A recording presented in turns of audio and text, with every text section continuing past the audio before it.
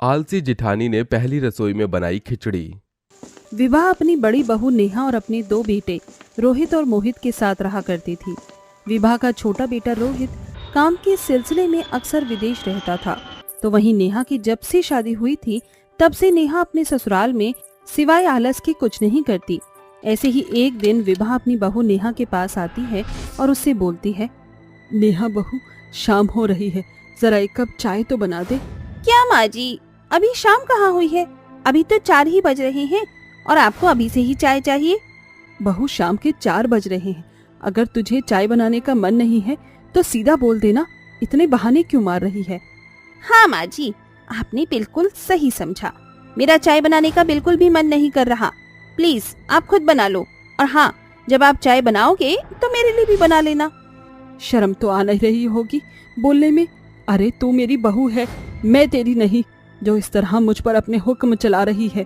अगर तुझे चाय पीना है तो खुद कुछ कर और बना ले। इतना बोलकर विभा वहाँ से चली जाती है और अपनी सास का ऐसा जवाब सुनकर नेहा का मुंह बन जाता है। ऐसे ही समय गुजरता है और एक दिन अब सभी एक साथ बैठकर खाना खा रहे थे। तभी विभा के घर पर किसी ने आने की दस्तक दी। नेहा, जरा देख तो दरवाजे पर कौन है। माँ, आपको तो पता है ना, अभी हम सब खाना खा रहे हैं और आप जानती है ना, खाना खाने के दौरान हमें खाने से उठना नहीं चाहिए। तुझे तो एक काम बोल दो, उस काम के बदले 10 बहाने सोच कर बैठ जाती है। ना जाने कौन सी घड़ी में मेरी मत मारी गई थी और मैंने तेरी शादी अपने बेटे से करा दी। विभा गुस्से में अपने घर के दरवाजे पर जाने लगती है, पर तभी मोहित अपनी माँ को रोककर नेहा से बोलता है, नेहा, ये क्या बदतमीजी है? अगर माँ तुम्हें दरवाजा खोलने को कह रही है तो जाकर खोल दो ना। इतना नाटक करने वाली क्या बात है? मैं कोई नाटक नहीं कर रही, और वैसे भी मेरे पैरों में बहुत दर्द हो रहा है। अरे मैं अपना दर्द बताती नहीं तो क्या मुझे कोई तकलीफ नहीं है? रहने दे बेटा, ये तो है ही आलसी। अगर तू इसको कुछ बोलेगा तो ये और ऐसे ही नाटक करती रहेगी। कोई बात नहीं माँ, आप यहाँ बैठिए, मैं दरवाजा खोलता हूँ। मोहित अब दरवाजा खोलने के लिए जाता है, पर तभी नेहा मोहित को रोक देती है और खुद जाकर दरवाजा खोल देती है। जहाँ वो दरवाजे पर वो अपने देवर रोहित को शादी के जोड़े में देखती है। अपने देवर को शादी के जोड़े में देख नेहा की आंखें फटी के फटी रह जाती हैं।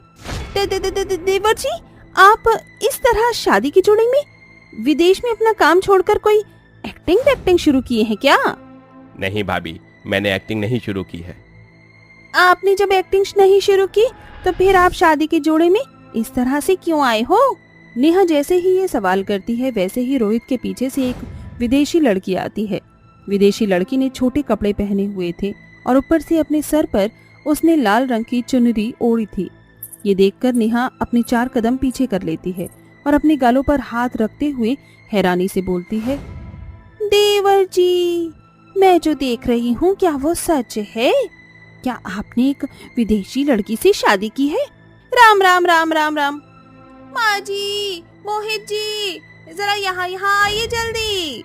अरे क्या हो गया, क्यों चिल्ला रही हो तुम? अगर आप यहाँ आएंगे ना तो जिस तरह मैं चिल्ला रही हूँ वैसे ही आप भी हैरानी से चिल्लाएंगे। उसकी बात सुनकर मोहित और विभा दोनों ही दरवाजे पर आ जाते हैं, जहाँ वो रोहित को एक विदेशी लड़की के साथ देखकर हैरान रह जाते हैं। विभा बेचारी अपने सर पर हाथ रखकर नीचे जमीन पर बैठ जाती है और रोते हुए बोलती है, हे भगवान, ये क्या हो रहा है रोहित बेटा, ये तूने क्या कर दिया? अरे तूने एक अंग्रेजन से शादी कर ली। तू मेरा आखिरी बेटा था। मैंने सोचा था कि जब तू विदेश से वापस आएगा तो मैं तेरी शादी किसी अच्छी सी लड़की से करवाऊंगी, लेकिन तूने तो मेरे सारे सपनों पर पानी फेर दिया। एक बहू जो आलसी और कामचोर निकली और दूसरी बहू तो अंग्रेजन ही निकली। माँ, इतना रिक्वेस्ट क्यों कर रही हो? अरे मुझे अपनी बात रखने का मौका तो दीजिए। मैं लूसी से बेहद प्यार करता था और मैं जानता था कि अगर मैं इंडिया बिना लूसी के आया तो आप मेरी शादी किसी से भी करवा देंगी। बस इसीलिए मैंने लूसी से शादी कर ली। माँ, आपको लूसी को अपनाना ही पड़ेगा। अगर आपने लूसी को नहीं अपनाया तो मैं इस घर को और आपको हमेशा हमेशा के लिए छोड़कर चला जाऊंगा। जहाँ विभा के घर में ये कलेश हो रहा था तो वहीं घर के बाहर पूरा मोहल्ला खड़ा हो गया था।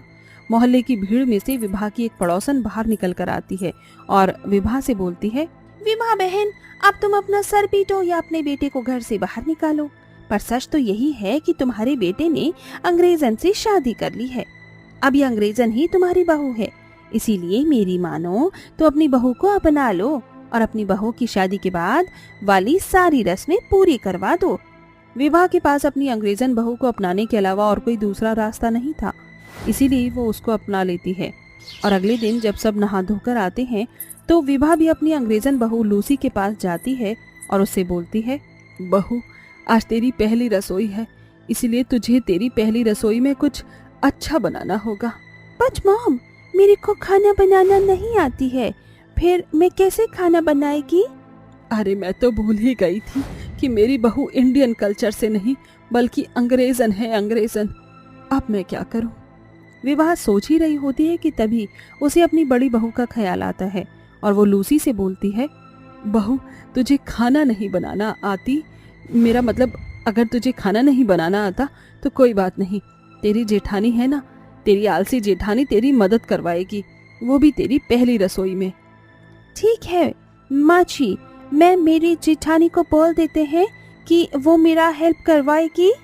इस तरह से लूसी नेहा के पास जाती है और सारी बात नेहा को बता देती है। ये सुनकर नेहा को बेहद गुस्सा आता है और वो लूसी से बोलती है, मेरी प्यारी अंग्रेजन देवरानी जी, आप जाकर बैठो, आज आपकी पहली रसोई तो मैं करूंगी। नेहा लूसी को वहाँ से भेज देती है और उसकी पहली रसोई में वो खिचड़ी बनाती है। कुछ देर बाद जब सभी खाना बैठते हैं तो लूसी सबको खाना परोसती है और जब सब खाने में खिचड़ी देखते हैं तो सबका मुंह बन जाता है। बहू ये सब क्या है? मैंने तुझे समझाया था ना कि अपनी पहली रसोई में तुझे कुछ मीठा बनाना है, और अगर तुझे कुछ नहीं आता तो तू अपनी आलसी जेठानी से मदद ले लेना। माँ जी, मैं आलसी जेठानी जी से मदद लेने गई थी, लेकिन मेरी आलसी जेठानी ने कहा कि मैं चली जाऊं और वो खाना बना देंगे, पर मेरे को पता नहीं था कि आलसी जेठानी पहले रसोई में खिचड़ी बना देगी। लूसी की बात सुनकर अब सभी नेहा की तरफ देखने लगते हैं। हाँ तो क्या हुआ अगर मैंने पहली रसोई में खिचड़ी बना दी तो? अरे मैंने तो कुछ बनाया, आपकी अंग्रेजन बहू को तो वो भी नहीं आता। खाना है तो खाइए, नहीं तो कोई बात नहीं। इतना बोलकर नेहा अपने लिए खिचड़ी निकालती है और खाना शुरू कर देती है। बाकी लोगों के पास और कोई रास्ता नहीं था, इसलिए अब वो भी खिचड़ी खाने लगते हैं। इस तरह नेहा के सभी परिवार वालों को नेहा के साथ लूसी की पहली रसोई में मीठा नहीं बल्कि खिचड़ी खाना पड़ता है। सिया अपनी 3 बेटियों और पति के साथ रहती थी। सिया का पति रमेश जंगल से लकड़ियां काटता और उन्हें बाजार में बेचकर अपना गुजारा करता था। उनके दिन गरीबी में कट रहे थे। आज तो मैं पहले के मुकाबले थोड़ी ज्यादा लकड़ियां काटूंगा। रमेश अपनी पूरी जी जान से लकड़ियां काटने में मेहनत कर रहा था। उसने बाकी दिनों के मुकाबले आज थोड़ी ज्यादा लकड़ी काटी थी।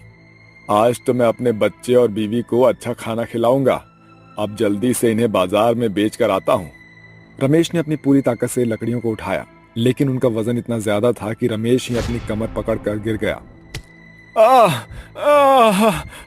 मुझे बहुत दर्द हो रहा है। मेरी कमर।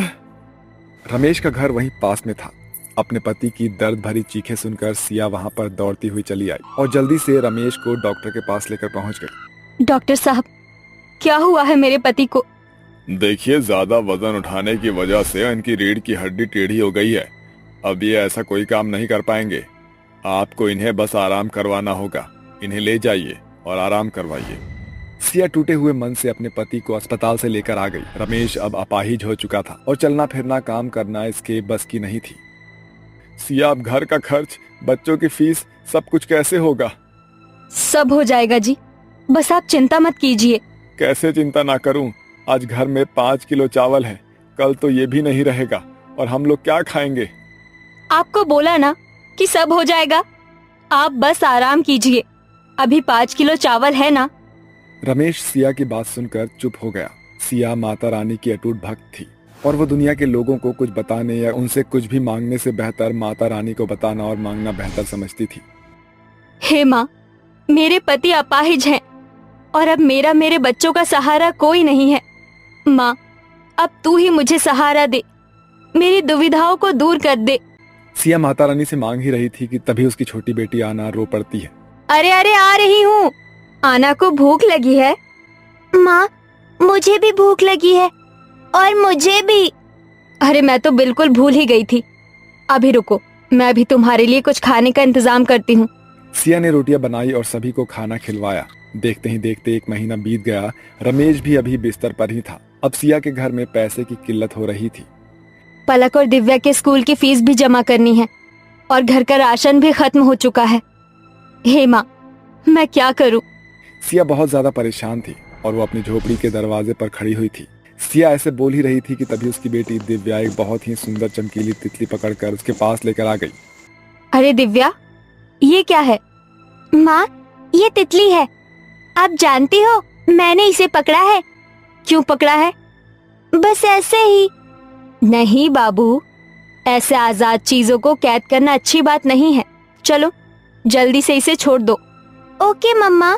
सिया के एक कहने पर दिव्या ने उसे छोड़ दिया। वो तितली आजाद होकर सिया के इर्द गिर्द घूमने लगी और फिर इंसानी आवाज में बोली, सिया, तुम बहुत अच्छी हो। मैं कोई साधारण तितली नहीं, बल्कि परीलोक से आई हुई एक परी हूँ। तुमने मेरी मदद की, अब मैं तुम्हारी मदद करना चाहती हूँ। बोलो, मैं क्या मदद करूँ? सिया ने कुछ देर सोचा और फिर उसने तितली को अपने घर की सारी कंडीशन बता दी। मैं समझ गई। तुम एक काम करो, अपने घर के बाहर की जमीन पर किसी भी चीज की खेती करना शुरू कर दो, फिर देखो मैं क्या करती हूँ। तितली की बात सुनकर सिया खेती करने के लिए कुछ ढूंढने लगी। ढूंढते ढूंढते उसे अपने घर में से एक मटर का दाना मिला। क्या इससे बात बन जाएगी? बिल्कुल। सिया ने अपनी जमीन पर उस मटर के दाने को बो दिया। वो तितली उसके आसपास उड़ने लगी और एक परी वाले मंत्र का जाप करने लगी और अचानक ही उस दाने से मटर का पौधा फूट गया। सिया, अब तुम कुछ ही दिनों में इस खेत को हरा भरा पाओगी। मैं चलती हूँ। तितली उड़ गई। उस दिन के बाद से सिया ने उस खेत का बहुत ज्यादा ख्याल रखा और लगभग 5 दिनों में उसके खेत में मटर की फसल लहराने लगी। अरे वाह, कितनी अच्छी मटर आई है। माँ, इस मटर का पराठा बनाओ ना। पराठा? अच्छा ठीक है। सिया ने पराठा बनाने के लिए थोड़ी सी मटर तोड़ी, लेकिन उसके ऐसा करते ही वहाँ और मटर उग आए। कमाल है, ये तो मेरा जादुई खेत है। सिया बहुत खुश थी और उसने खुशी खुशी अपने बच्चों के लिए मटर का पराठा बनाया। कैसा बना है? आप खुद ही खाकर देखो। जादुई मटर का पराठा बहुत ही ज्यादा स्वादिष्ट था। ऐसी चीज तो मैंने आज तक नहीं खाई। सच में मजा ही आ गया। सिया को पराठा खाते खाते एक आइडिया आया। बच्चों, अगर हम अपने यही पराठे बना बना कर लोगों को बेचे तो कैसा रहेगा? बहुत ही बढ़िया, हम तो अमीर हो जाएंगे। मैं भी आपकी मदद करवाऊंगी। फिर क्या था, सिया ने अपना मन पक्का कर लिया और अगले दिन वो अपने घर के बाहर अपनी बेटियों की मदद से छोटा सा पराठे का स्टॉल लगाकर बैठ गई। उसकी बेटी दिव्या मटर को खेत से लाकर छीलने का काम करती थी, तो वहीं पलक अपनी माँ के साथ पराठे बना रही थी। माँ, एक भी ग्राहक नहीं आ रहा है। हिम्मत रख बेटा, कोई तो जरूर आएगा। सुबह से शाम हो गई लेकिन कोई भी नहीं आया। सिया निराश हो गई, लेकिन उसने अपनी उम्मीद नहीं छोड़ी और अगले दिन फिर उसने स्टॉल लगाया, लेकिन कोई भी ग्राहक नहीं आ रहा था और ऐसे ही चलते चलते 1 हफ्ता बीत गया। हाँ, अब कल से स्टॉल नहीं लगाएंगे। इतना सारा तेल, गैस और वक्त सभी कुछ बेकार गया। अब तो राशन भी खत्म हो गया है और तुम्हारे बाबा की दवा भी। हाँ, ना जाने सब कुछ कैसे होगा। सिया ऐसा बोल ही रही थी कि तभी उसके घर के बाहर एक लड़की आई और वहां आकर गिर पड़ी। अरे अरे, कौन हो तुम? क्या हुआ? खाना, मुझे खाना दो, मुझे भूख लगी है। वो लड़की देखने में बहुत थकी हुई लग रही थी। सिया ने उसे उठाया और अपने घर में ले जाकर उसे मटर का पराठा बनाकर खिलाया। अब तुम कैसा महसूस कर रही हो? बहुत अच्छा। यकीन नहीं होता कि मटर के पराठे में इतना स्वाद हो सकता है। इसके आगे तो बड़े बड़े 5 स्टार होटल फेल है। क्या आप इन्हें बेचती हो? शुक्रिया। हाँ, मैंने इन्हें बेचना चाहा था, लेकिन कोई ग्राहक आता ही नहीं, तो सोच रही हूँ कि इस काम को बंद कर दूं। ऐसा मत कीजिए, आपके यहाँ बस एक ग्राहक आने की देर है, फिर देखो कि कैसे सब कुछ बदलता है। वो लड़की सिया के अंदर एक नई हिम्मत भरकर चली गई। सिया ने अगले ही दिन पराठों का स्टॉल लगा लिया और कुछ ही देर में वहाँ ग्राहक आने शुरू हो गए। अरे यही वो जगह है ना जिसके बारे में मशहूर राइटर ने लिखा था। चलो चलो जल्दी पराठे खाने चलते हैं। ग्राहक आते देखकर सिया बहुत खुश हो गई। जी जी, सभी को मिलेगा। पलक बेटा, दिव्या, जल्दी काम पर लग जाओ। अरे बहन, मुझे 3 पराठे दो। देती हूँ।